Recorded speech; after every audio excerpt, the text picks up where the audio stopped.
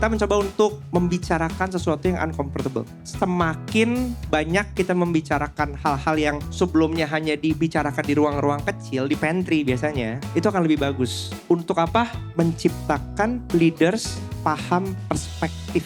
Menjadi leaders kayak jadi orang tua. Kita gak akan pernah ngerti perspektif orang tua kita. Kayak bawel banget, protektif banget. Sampai nanti kita jadi orang tua. Oh ternyata itu loh perspektifnya. Itu tujuan kita, gimana caranya membuat obrolan itu semakin sering didengar. Sehingga someday nanti ketika kita menjadi leaders, kita ngerti itu loh perspektifnya. Nah makanya kita bikin salah satunya lewat si Lego ini.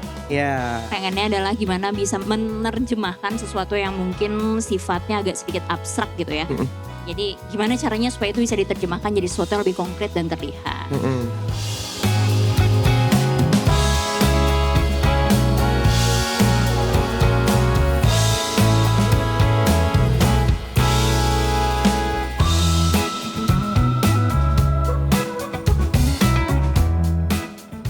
Premis utamanya ini adalah sebenarnya kita itu nyimpen banyak informasi di kepala. Tinggal masalahnya keluar apa enggak. Itu yang kadang menjadi hal-hal yang kita hadapin hari-hari. Tapi hari ini teman-teman akan ngelakuin sebuah hal yang kita sebut dengan handstorming. Jadi handstorming ini teman-teman beneran akan coba buat berpikir tapi di-triggernya pakai tangan. Karena tangan itu ternyata adalah area di mana syaraf itu tuh paling banyak kita atur in compare sama area badan yang lain. Jadi si tangan ini itu beneran bisa teman-teman pakai buat apapun, maka kita sebut dengan handstorming. Nanti akan ada beberapa challenge yang teman-teman coba buat masuk ke sini.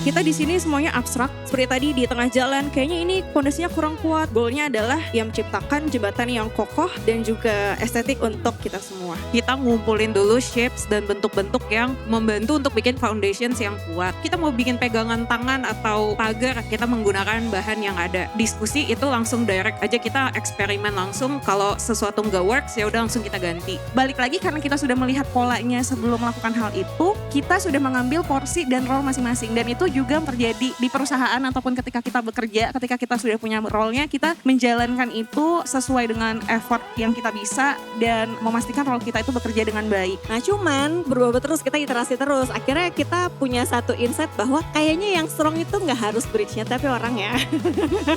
Jadi Ninja Warrior ini adalah representasi how strong we are, not in the bridge but in the people. Bener ya, yang kuat orangnya, fondasinya jadi terasa kuat. Kita ada trust-based environment, walaupun kita strangers ya, kita baru kenal di sini. Oh jadi baru kenal tapi udah trust banget. Ini hati-hati, ini scam awal dari sini soalnya.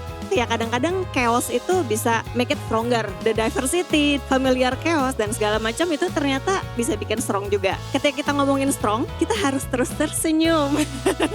Jadi ini kind reminder for us to smile despite all the chaos and it can make us stronger. Pada akhirnya ketika kita membangun culture perusahaan, penting untuk memastikan dari awal orang itu masuk, mereka itu cultural fit nggak sama company kita.